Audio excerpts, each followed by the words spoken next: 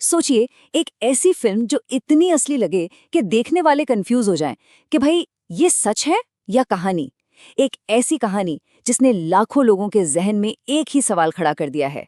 आज हम उसी सवाल का जवाब ढूंढने वाले हैं। हम धुंधर की इस पहेली को सुलझाएंगे।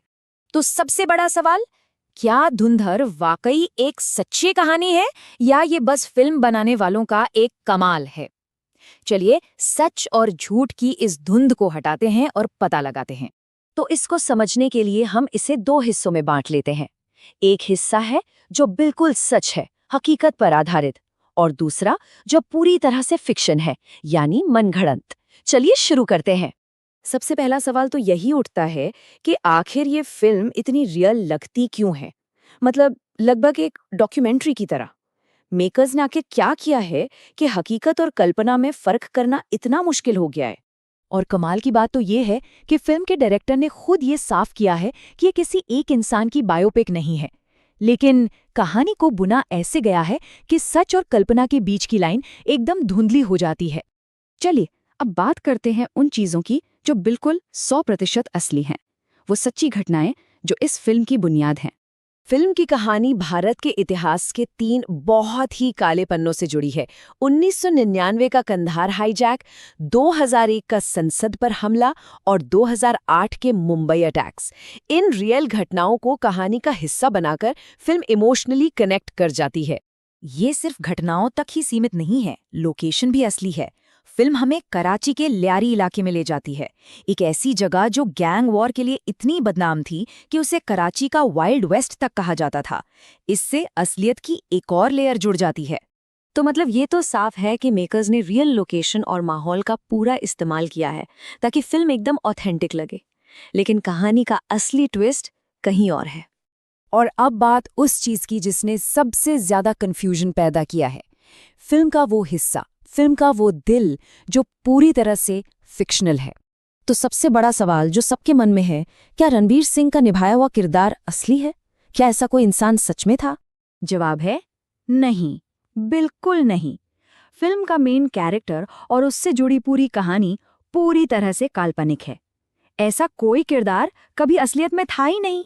कहानी सुनाने की इस टेक्निक को हाइब्रिड स्टोरी कहते हैं। इसका मतलब है असली घटनाओं की दुनिया में एक नकली किरदार को लाकर रख देना, और इसे इतनी सफाई से किया जाता है कि देखने वालों को पता ही नहीं चलता कि सच कहाँ खत्म हुआ और कल्पना कहाँ से शुरू हो गई।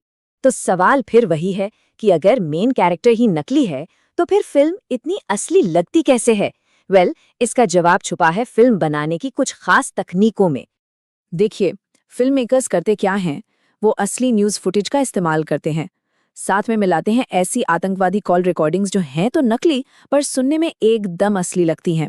और फिर जब इन चीज़ों को रियल लोकेशंस पर शूट किए गए फिक्शनल सीन्स के साथ जोड़ा जाता है तो एक ज़बरदस्त भ्रम पैदा होता है।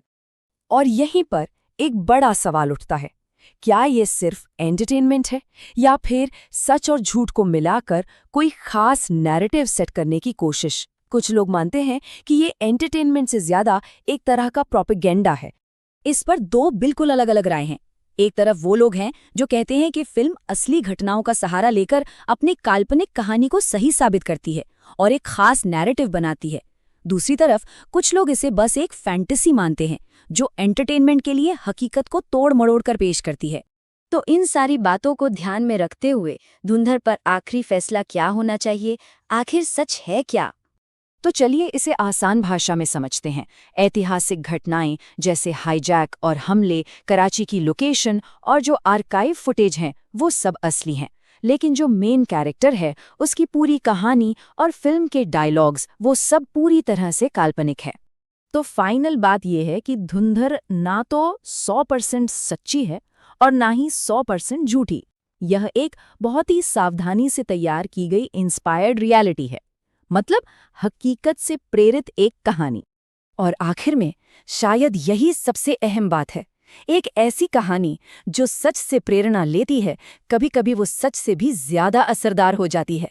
क्योंकि जैसा कि कहा जाता है, सच और झूठ के बीच सबसे खतरनाक चीज होती है आधा सच।